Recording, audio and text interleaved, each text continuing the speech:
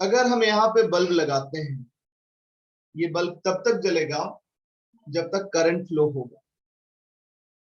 Bulb तब तक जलेगा जब तक करंट फ्लो होगा। करंट फ्लो तब तक होगा जब तक रेडॉक्स रिएक्शन होगा। ये जो सेल है इसके अंदर ये रिएक्शन हो रहा है, ये रिएक्शन जब तक होते रहेगा तब तक इसमें करंट फ्लो हो। ये रिएक्शन जब रुक जाएगा यहाँ पे करंट फ्लो रुक जाएगा। बड़ा सिंपल बात है। मतलब हर एक रेडॉक्स रिएक्शन के करस्पॉन्डिंग एक गैल्वेनिक सेल बनाया जा सकता है। अच्छा, ये सॉल्ट ब्रिज तुम फिजिक्स में पढ़े होगे कि जब तक सर्किट कंप्लीट नहीं रहता है तब तक करंट फ्लो होता नहीं। सबसे पहली बात, यहाँ वोल्ट मीटर लगाएंगे तो करंट फ्लो नहीं होगा। यहाँ पे इनफैक्ट बल्ब लगाना पड़ेगा, या फिर यहाँ पे मतलब वोल्ट मीटर का रेजिस्टेंस ऑलमोस्ट इनफाइनाइट होता है, इसलिए आप बल्ब लगाओ तो करंट फ्लो होगा। ये सर्किट ऐसे ही कनेक्ट कर दो तो करंट फ्लो होगा। और मतलब यहाँ पे बल्ब लगाओ, फैन लगाओ, जो कुछ लगाओ, करंट फ्लो होगा। अब करंट फ्लो इधर तो इलेक्ट्रॉन के फ्लो के कारण करंट फ्लो हो रहा है। सर्किट कंप्लीट कहाँ हो रहा है? हो रहा है कंप्लीट। देखो सर्किट कंप्लीट हो रहा है। इस इधर इतना में इलेक्ट्रॉन के फ्लो के कारण करंट फ्लो हो रहा है।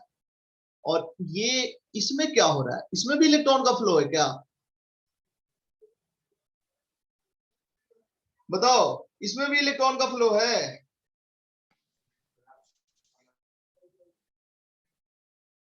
इलेक्ट्रॉन का फ्लो नहीं है। करंट का फ्लो केवल इलेक्ट्रॉन के फ्लो के कारण होता है कि चार्ज के फ्लो के कारण भी करंट का फ्लो होता है? चार्ज के फ्लो के कारण भी करंट का फ्लो होता है। तो ये इधर जो सर्किट कंप्लीट हो रहा है इसमें चार्ज का फ्लो हो रहा है। चार्ज, एनायन, केटायन, ये एनायन इधर जाना। और यहाँ पे थोड़ा सा हमने गलती किया है केटायन को लिखने में, यहाँ पे प्लस कर देते हैं। हाँ, केटायन का इधर जाना, पॉजिटिव चार्ज का इधर जाना मतलब करंट का इस डायरेक्शन में फ्लो होना। निगेटिव चार्ज का इधर जाना मतलब करंट का इस डायरेक्शन में फ्लो होना, है ना? तो ये अंदर में भी, लेकिन ये तो उल्टा हो रहा है, उल्टा हो रहा है। नहीं नहीं ठीक है, देखो इधर से ये इलेक्ट्रॉन का फ्लो हो रहा है इधर, मतलब करंट इसके उल्टा जा रहा है। यहाँ पे हम इलेक्ट्रॉन लिख देते हैं। करंट कैसे जा रहा है? इधर जा रहा है करंट। अगर यहाँ पे बल्ब लगाए तो इधर जा रहा है करंट। करंट अब यहां से देखो, करंट यहाँ इस डायरेक्शन में जाएगा। क्यों इस डायरेक्शन में जाएगा? क्योंकि इस डायरेक्शन में पॉजिटिव चार्ज जा रहा है।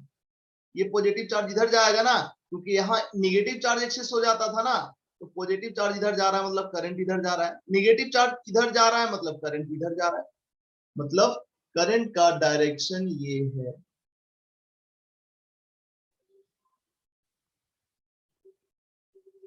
तो एक तरह से सॉल्ट ब्रिज सर्किट कंप्लीट करने का भी काम करता है। सॉल्ट ब्रिज के थ्रू इलेक्ट्रॉन का फ्लो नहीं, आयंस का फ्लो होता है। अब देखो इसके अंदर ये जो वोल्ट आया है 0.46 वोल्ट, ये वोल्टेज 0.46 से ज्यादा वोल्ट हमको लेना है या कम वोल्ट लेना है, तो हमें क्या करना पड़ेगा? इसके अंदर का जो कंसंट्रेशन है आयन का, बनेम इसको चेंज कर दो। चेंज कर दोगे ये वोल्टेज चेंज हो जाएगा। अब ये चेंज करोगे तो वोल्टेज चेंज हो जाएगा। तो किस फार्मूले के तहत इस मतलब इसके कंसंट्रेशन और इसके बीच में क्या रिलेशन होगा, ये हम आगे देखेंगे नॉट्स इक्वेशन के नाम पे। नॉट्स इक्वेशन ये बताता है कि कंसंट्रेशन चेंज करोगे तो वोल्टेज कैसे चेंज होगा। एक चीज बताना जरा, जैसे जैसे करंट ये इलेक्ट्रॉन इधर आ रहा है, इधर आ रहा है, तो Ag प्लस इलेक्ट्रॉन को कंज्यूम कर ले रहा है। तो टाइम के साथ इसके अंदर Ag प्लस का कंसंट्रेशन चेंज हो रहा है या नहीं चेंज हो रहा है?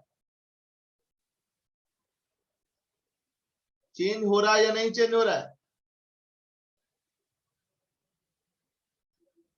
सर चेंज हो रहा है। चेंज हो रहा है। इसके अंदर का ये जो इलेक्ट्रॉन आया Ag प्लस कंज्यूम किया तो Ag प्लस पहले 1m था तो कम ना हो गया। अब ऐसे ही कॉपर प्लस 2 इधर 1m है, टाइम के साथ बढ़ेगा कॉपर प्लस 2। क्यों? क्योंकि ये कॉपर प्लेट का कॉपर प्लस 2 बन के नीचे आ रहा है और इलेक्ट्रॉन ऊपर जा रहा है, तो टाइम के साथ इसमें कॉपर प्लस 2 बढ़ेगा। तो टाइम के साथ इधर कॉपर प्लस 2 चेंज हो रहा है, इधर Ag प्लस चेंज हो रहा है, तो ये वोल्टेज भी टाइम के साथ चेंज होगा। अगर यहाँ बल्ब जलाओगे तो टाइम के साथ करंट जैसे जैसे फ्लो होगा वैसे वैसे इधर Ag प्लस कम होगा, कॉपर प्लस 2 इसमें बढ़ेगा, तो इस दोनों प्लेट के बीच में पोटेंशियल डिफरेंस भी चेंज होगा। किस फॉर्मूले के तहत चेंज होगा ये देखेंगे आगे नेक्स्ट इक्वेशन में। अभी हम ये बस कहना चाह रहे हैं कोई भी रेडॉक्स रिएक्शन है उसके कॉरस्पॉन्डिंग सेल बनाया जा सकता है। जब तक वो रेडॉक्स रिएक्शन काम करेगा, मतलब जब तक वो रेडॉक्स रिएक्शन होता रहेगा तब तक सेल वर्क करता रहेगा। जब रेडॉक्स रिएक्शन रुक जाएगा तब सेल वर्क करना खत्म कर देगा। सेल वर्क नहीं करेगा मतलब बल्ब नहीं जलेगा। अब ध्यान देना, रिएक्शन कब तक होता है? जब तक होता है तब देखो जनरली हम लोग इस तरह का एरो देते हैं, तो इस तरह का एरो का मतलब इरिवर्सिबल रिएक्शन। ये रिएक्शन कब खत्म हो जाएगा? जब ये दोनों खत्म हो जाएगा या ये दोनों में से कोई एक खत्म हो जाएगा तो रिएक्शन आगे की ओर बढ़ना खत्म। मतलब यहां का Ag प्लस अगर खत्म हो गया तो यहां बल्ब जलना बंद, क्योंकि Ag प्लस जब खत्म हो जाएगा तो ये रिएक्शन आगे जाएगा कैसे? 1 मिनट।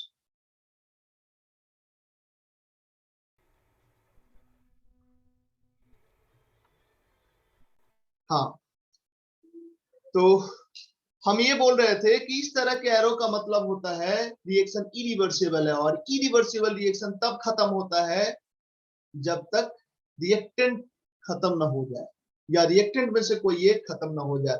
तो जब Ag प्लस ये खत्म हो जाएगा, कैसे खत्म होगा? इलेक्ट्रॉन को कंज्यूम कर रहा है, ले रहा है, तो ये सारा Ag यहाँ डिपोजिट हो जाएगा सिल्वर बन के। फिर यहाँ पे Ag बचेगा नहीं इलेक्ट्रॉन को कंज्यूम करने के लिए। इसके बाद ये सेल डेड हो जाएगा। कई बार क्या होता है, कई सारा रेडॉक्स रिएक्शन ऐसा होता है कि ये देखो इससे स्टार्ट किए हो, ये शुरू में नहीं है या कम है, तो रिएक्शन आगे बढ़ेगा और तब तक बढ़ेगा जब तक कि इक्विलिब्रियम ना आ जाए। जब इक्विलिब्रियम आ जाएगा, वो जनरली रिवर्सिबल रिएक्शन में होता है, इक्विलिब्रियम आ गया तो इक्विलिब्रियम के बाद क्या होता है? रिएक्शन फॉरवर्ड भी जा रहा होता है, रिएक्शन बैकवर्ड भी जा रहा होता है। इफेक्टिवली रिएक्शन ना फॉरवर्ड जा रहा होता है ना बैकवर्ड जा रहा होता है। इसका मतलब अगर कोई रिवर्सिबल रिएक्शन है तो रिवर्सिबल रेडॉक्स रिएक्शन है और उसके कॉरस्पॉन्डिंग सेल कंस्ट्रक्ट किया गया है, तो वो रिवर्सिबल रिएक्शन अगर इक्विलिब्रियम में आ गया, उसके बाद जिस समय इक्विलिब्रियम में आया उसके बाद सेल काम करना बंद। ठीक है? रिवर्सिबल रिएक्शन का इक्विलिब्रियम में आने का मतलब क्या होता है? रिएक्शन का डेल्टा जी जीरो हो जाना। रिएक्शन का डेल्टा जी जीरो जैसे ही हुआ, रिएक्शन इक्विलिब्रियम में आ गया, बल्ब जलना बंद। ठीक है? इस डेल्टा जी को और डिटेल में देखेंगे आगे। एक दूसरा सेल हम कंस्ट्रक्ट करते हैं। देखो जाने अनजाने पता नहीं कितना समझे हम, लेकिन इतना तो जरूर समझे कि कोई भी सेल कोई भी गैल्वेनिक सेल बेसिकली एक रेडॉक्स रिएक्शन ही है। रेडॉक्स रिएक्शन का यूज करके ही गैल्वेनिक सेल बना रहा है और कुछ नहीं। जब तक रेडॉक्स रिएक्शन होगा तब तक गैल्वेनिक सेल वर्क करेगा। गैल्वेनिक सेल वर्क करने का मतलब है बल्ब जलने से, बल्ब जलने का मतलब है गैल्वेनिक सेल वर्क करने का मतलब है कि इस दोनों टर्मिनल के बीच में पोटेंशियल डिफरेंस कुछ रहेगा। जैसे ही अंदर का रिएक्शन काम करना बंद या अंदर के रिएक्शन का डेल्टा जी जीरो, वैसे ही यहाँ पे वोल्ट मीटर लगाओगे तो पोटेंशियल डिफरेंस जीरो आएगा। मतलब अब बल्ब जोड़ लो, कुछ ना होना है, जलना वलना नहीं। एक दूसरा एग्जांपल देखते हैं, हटा रहे हैं इसको।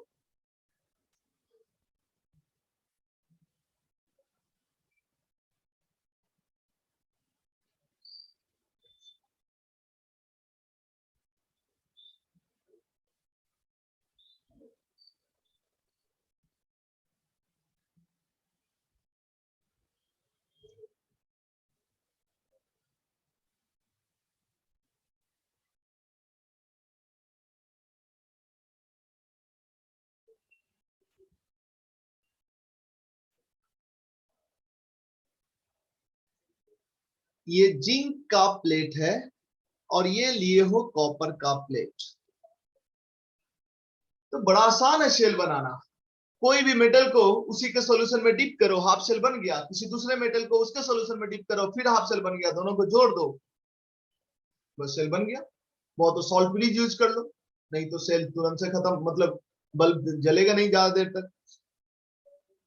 जिंक के प्लेट को तुम जिंक +2 के सॉल्यूशन में डिप किए हो।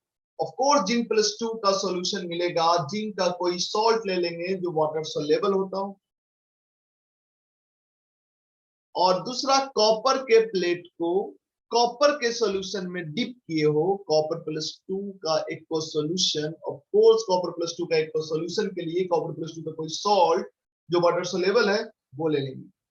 कुछ ना समझ में आया तो नाइट्रेट, क्योंकि सारे एलिमेंट का नाइट्रेट वाटर सोल्यूबल होता है। जिंक +2 भी यहाँ पे 1m लिए हैं, 1m के अलावा भी कुछ भी ले सकते हो तुम। यहाँ पे कॉपर +2 भी हमने 1m लिया है। 1m इसलिए लिख रहे हैं 1m, क्योंकि 1m पे हमें पता है कि जो सेल बनेगा इसका वोल्टेज क्या होगा, मतलब इसके दोनों टर्मिनल के बीच में पोटेंशियल डिफरेंस क्या होगा। अलग कंसंट्रेशन लेंगे तो पोटेंशियल डिफरेंस अलग आएगा, जो हमें याद नहीं है, इसलिए हम 1m ही लिखते हैं। यहाँ पे हम एक यूज कर रहे हैं salt bridge. Salt bridge cell बनके तैयार है। तुमको मन है फैन लगाओ या फिर बल्ब जलाओ। हम सिंपली इसके बीच में वोल्ट मीटर यूज कर रहे हैं, ताकि हम मेजर करना चाहते हैं इस सेल, ये जो सेल कंस्ट्रक्ट हुआ है ये सेल कितना वोल्ट का है। जब इसका वोल्टेज मेजर किए वोल्ट मीटर से तो ये आया 1.103 वोल्ट। 1.103 वोल्ट। अब देखो यहां पे हो क्या रहा है। करंट का फ्लो, इलेक्ट्रॉन का फ्लो ये है। कैसे पता चलेगा इलेक्ट्रॉन का फ्लो? गैल्वेनोमीटर लगा लो, इलेक्ट्रॉन का फ्लो पता चल जाएगा। इलेक्ट्रॉन का फ्लो पता चल गया, इसका मतलब ये हो गया कि कहां ऑक्सीडेशन हो रहा है और कहां रिडक्शन हो रहा है। रिडक्शन कहां हो रहा है और ऑक्सीडेशन कहां हो रहा है, ये हम इलेक्ट्रॉन का फ्लो लिखे हैं। सिंपली बताएगी, बताओ ऑक्सीडेशन किस प्लेट पे हो रहा है और रिडक्शन किस प्लेट पे हो रहा है? सिंपली बताओ। सर ये जिंक वाली साइड पर ऑक्सीडेशन हो रहा है, यहाँ पे हो रहा है ऑक्सीडेशन और यहाँ पे रिडक्शन। रिडक्शन, है ना? हाँ, यहाँ पे हो रहा है रिडक्शन, है ना? अच्छा, एनोड कौन है, कैथोड कौन है? सर जिधर रिडक्शन हो रहा है वो कैथोड है। रिडक्शन हो रहा है वो कैथोड है, कैथोड। और ऑक्सीडेशन हो रहा है वो एनोड है। एनोड है। पॉजिटिव प्लेट कौन है, निगेटिव प्लेट कौन है? सर पॉजिटिव प्लेट कैथोड है। कैथोड है जो पॉजिटिव प्लेट है। कैसे समझी पॉजिटिव प्लेट है? सर ये हायर पोटेंशियल पे हायर पोटेंशियल पे है। करंट, कैसे समझी कि हायर पोटेंशियल पे है? तो इलेक्ट्रॉन का फ्लो ओके, इलेक्ट्रॉन का फ्लो तो को देख। करंट। हाँ ठीक है, ठीक है। हाँ, इलेक्ट्रॉन का फ्लो चूंकि इधर हो रहा है, मतलब इस डायरेक्शन में करंट का करंट फ्लो का है, मतलब ये फ्लो। हाई पोटेंशियल पे। ओके, हाँ अब अगर तुम ही बताएगी, अभी एनोड की बात करें, एनोड पे कौन सा रिएक्शन हो रहा है?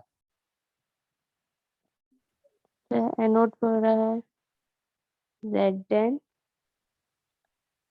और फिर ये Zn+2 और 2 इलेक्ट्रॉन रिलीज Zn+2 एक्वस में जा रहा है, सॉल्यूशन में जा रहा है और 2 और इलेक्ट्रॉन इलेक्ट्रॉन। निकल रहा है। कैथोड पे कौन सा रिएक्शन हो रहा है? कॉपर 2 इलेक्ट्रॉन रिसीव कर रहा है। Copper copper +2 +2 aqueous 2 electron receive करके कॉपर कॉपर सॉलिड बन में रहा है। कन्वर्ट हो रहा है ना? ओवरऑल रिएक्शन की बात करें तो ओवरऑल रेडॉक्स रिएक्शन क्या होगा? ओवरऑल रेडॉक्स रिएक्शन ये कैंसिल हो गया। Zinc solid plus copper plus 2 equals gives out zinc plus 2 equals plus copper solid.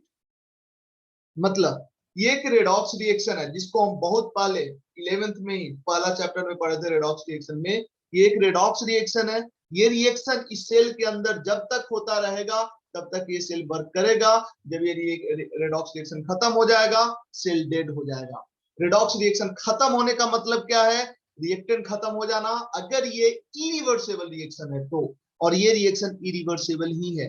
मतलब ये कॉपर जब खत्म हो जाएगा सेल डेड हो जाएगा। कई बार रेडॉक्स रिएक्शन इक्विलिब्रियम में आता है। रेडॉक्स रिएक्शन रिवर्सेबल होता है कई बार। तो रिवर्सेबल रेडॉक्स रिएक्शन में तब जब तक रिएक्शन होगा तब तक ही रिएक्शन इक्विलिब्रियम में ना आ जाए। और इक्विलिब्रियम में तब आता है रिएक्शन जब रिएक्शन का डेल्टा जी जीरो हो जाता है। मतलब रिएक्शन सेल तब तक काम करता रहेगा जब तक सेल के अंदर जो रिएक्शन है उसका डेल्टा जी निगेटिव रहेगा। सेल डेड हो जाएगा जब सेल के अंदर का रिएक्शन का डेल्टा जी जीरो हो जाएगा। बार बार सेल का रिएक्शन से रिलेट कर रहे हैं क्योंकि ये बहुत जरूरी है आगे और डेप्थ में जाने के लिए। अब देखो सर, तो डेल्टा जी जीरो हो जाएगा तो क्या होगा? इक्विलिब्रियम आ जाएगा। कई सारे रिएक्शंस होता है जो इक्विलिब्रियम में एग्जिस्ट करता है यस ना। सर। लेकिन देखो ए प्लस बी है, ध्यान देना उस पर हमको बात करना भी बाकी है। ए प्लस बी है, ये सी प्लस डी, ए प्लस बी है, सी प्लस डी बनना शुरू हुआ है। तो धीरे धीरे जाते जाते एक टाइम आता है कि ये दोनों इक्विलिब्रियम में आ जाता है। Yes sir. जब इक्विलिब्रियम में आ जाएगा सेल डेड, क्योंकि इक्विलिब्रियम में आने के बाद ओवरऑल न इसका कंसंट्रेशन बदलता, न इसका न इसका न इसका। इसका मतलब रिएक्शन फॉरवर्ड भी जा रहा होता है, बैकवर्ड भी आ रहा होता है। मतलब यस सर। ये दोनों भी आपस में रेडॉक्स, फॉरवर्ड भी जा रहा है बैकवर्ड भी आ रहा है। मतलब क्या? जितना इलेक्ट्रॉन इधर की ओर मूव करेगा उतना ही इलेक्ट्रॉन इधर की ओर मूव करेगा। ओवरऑल तो नेट करंट जीरो ना। Yes sir. ओके, और क्लियर करना भी बाकी है वो डेल्टा जी वाला कॉन्सेप्ट। थर्मोडायनेमिक्स नहीं पढ़े हो इसलिए थोड़ा दिक्कत हो रहा है। आगे हम क्लियर करेंगे इसको और। बट हम बार बार ये बोल रहे हैं कि रिएक्शन अगर रिवर्सिबल रिएक्शन है, जब तक वो इक्विलिब्रियम में नहीं आएगा तब तक सेल काम करेगा। जब वो इक्विलिब्रियम में आ गया तो सेल काम करना बंद। काम करना बंद मतलब सेल डेड। सेल डेड का मतलब सेल में जो दो टर्मिनल है, जो दो मेटल प्लेट है, इस दो टर्मिनल के बीच का पोटेंशियल डिफरेंस जीरो। अब देखो ये बार बार हम ये बोल रहे हैं कि ये जो सेल है, कौन सा सेल भाई? ये सेल कुछ नहीं है, हर रिएक्शन के करस्पॉन्डिंग एक सेल होगा। बट आईयूपैक वालों ने सेल को रिप्रेजेंट करने का एक तरीका बनाया कि हर कोई सेल को बार बार इस तरह का डायग्राम ना बनाना पड़े। हमें इस तरह का डायग्राम ना बनाना पड़े। एक सिस्टम डेवलप किया जिससे सेल को रिप्रेजेंट किया जाता है। मतलब इतना डायग्राम बार बार ना बनाना पड़े, इसलिए एक सिस्टम डेवलप किया जिससे सेल को रिप्रेजेंट किया जाता है। अब जैसे देखो एक चीज बताते हैं तुमको, बेंजीन ऐसा होता है क्या? बेंजीन ऐसा होता है? इसका पी ऑर्बिटल तो यहाँ पे परपेंडिकुलर होता है, परपेंडिकुलर परपेंडिकुलर होता है ना, वो सब ओवरलैप किए रहता है ना। लेकिन जब हम नॉर्मली इस तरह से बेंजीन बनाते हैं तो वो सब चीज दिखाते हैं, नहीं दिखाते हैं ना, है ना। तो इसी तरह से एक शॉर्ट नोटेशन है, समझो शॉर्ट नोटेशन। शॉर्ट नोटेशन है कि इस सेल को रिप्रेजेंट करने का शॉर्ट नोटेशन है, शॉर्ट हैंड। उसका रूल्स है, वो रूल्स अब पढ़ेंगे सेल डायग्राम सेक्शन के अंदर। तो इसको हटाते हैं, सेल नोटेशन बोलो या सेल डायग्राम बोलो। देखो एक्चुअली में इसको सेल डायग्राम नहीं बोला जाता, ये सेल का फिगर है। अब बोलोगे फिगर और डायग्राम तो एक ही होता है, चलो तो अब सेल डायग्राम या सेल नोटेशन हम आज नहीं अगले दिन पढ़ते हैं, ठीक है। तो आज इतना पे ही रोकते हैं और अगला दिन सेल डायग्राम पढ़ते हैं या सेल नोटेशन जिसको बोलते हैं, हम सेल नोटेशन यूज करेंगे, अदरवाइज तुम कंफ्यूज हो जाओगे डायग्राम और फिगर से। हालांकि बता देंगे कि सेल डायग्राम भी बोला जाता है सेल नोटेशन को। इसके बाद कुछ क्वेश्चंस करेंगे और उन क्वेश्चंस के बाद नॉट स्टैंडर्ड हाइड्रोजन इलेक्ट्रोड की बात करेंगे, देन नॉट सिचुएशन की बात करेंगे। आज इतना ही, मिलते हैं नेक्स्ट लेक्चर में। Thank you sir. और एक चीज और, सारे लोग जो भी क्लास में रहता है पूछेंगे तो बताएगी और बताओगे, ऐसा नहीं कि चुप रहोगे। नहीं समझ में आए तो पूछोगे जरूर, लेकिन बताओगे। चलो ठीक है। Okay sir, bye sir.